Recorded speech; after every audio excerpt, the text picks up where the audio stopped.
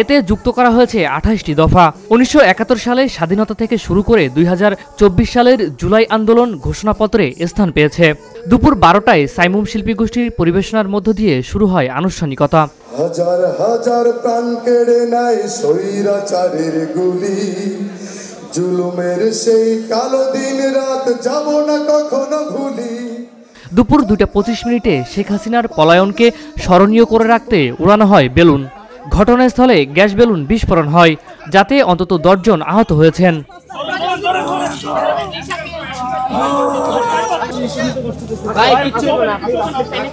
ওগুলা যখন মারছে আর ওই যে দুয়ার বারুদগুলা ওগুলো মারছে একসাথে মারতে মানুষের মাঝখানে বসতে সবাই টানাটানি করছিল, ওইখানে গ্যাস আর বারুদ একসাথে বাস্ট হয়ে বিকাল 4টা থেকে একে একে সংসদ ভবনের 6 নম্বর গেট দিয়ে আমন্ত্রিত অতিথিদের গাড়িবহর ভিতরে ঢুকতে থাকে।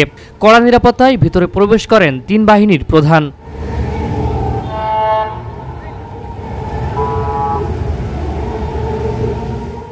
জুলাই ঘোষণাপত্র নিয়ে মানুষের মধ্যে ব্যাপক উৎসাহ উদ্দীপনা থাকলেও অনেকে বলছেন বছর পেরোলেও জুলাই গণঅভ্যুত্থানের আকাঙ্ক্ষা বাস্তবায়ন হয়নি। অনেকে আশা হারাতে চান না। তারা বলছেন অন্তর্বর্তীকালীন সরকারকে তারা আরো সময় দিতে চান। আওয়ামী লীগের কয়জনের বিচার হয়েছে? এখনো 1 বছর হয়ে যাওয়ার পরেও হাসিনাকে এখনো এই সরকার বিচারের মুখোমুখি করতে পারে নাই। হাসিনাকে এখনো এই সরকার বাংলাদেশে এনে বিচার করতে পারে নাই। এটা এই সরকারের সবচেয়ে বড় ব্যর্থতা।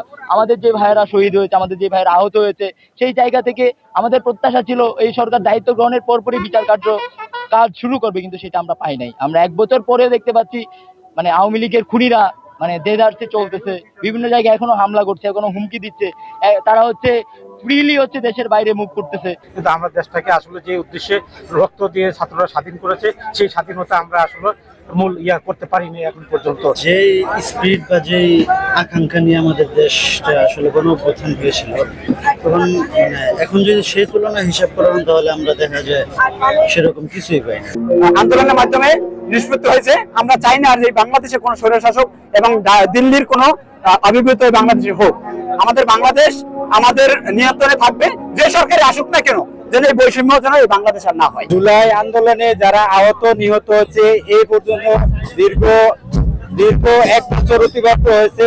আপনারা জানেন ছাত্র জনতার মতামত অনুযায়ী এখন পর্যন্ত তাদের কোনো আশা পূরণ হয়নি।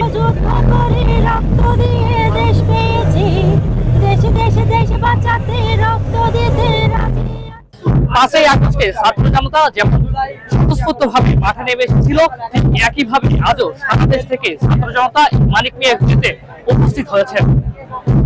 মানিক মিয়া এভিনিউ থেকে ফারিজুল ইসলাম, ভিউজ বাংলাদেশ, ঢাকা।